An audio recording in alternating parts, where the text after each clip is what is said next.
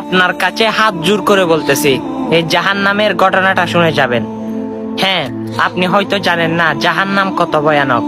আপনি কি জানেন জাহান্নামে আপনাকে এই আকৃতিতে শাস্তি দেওয়া হবে না। আপনাকে শাস্তি দেওয়ার জন্য 19 জন ফেরেশতা বাজেট করে রেখেছে। শুধু তাই না, আপনার একটি মুখের দাঁত হবে 17 কিলোমিটার, একটা দাঁত হবে উহুদের পাহাড়ের মতো। অবশ্যই আপনি ভাবুন তো, সেই অবস্থায় আপনি যদি জাহান্নামী হন আপনার শাস্তিটা কেমন হবে। আল্লাহ রাব্বুল আলামিন ঘোষণা দিবে, হে ফেরেশতারা তোমরা এই আগুনকে ভয়ানক থেকে ভয়ানক করো।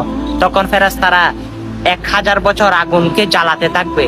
তখন আগুনের কালার হয়ে যাবে লাল। তখন আল্লাহ বলবে, হয় নাই ফেরেশতারা, আরো জ্বালাও। আবারও 1000 বছর জ্বালাতে থাকবে, আগুনের কালার হয়ে যাবে সাদা।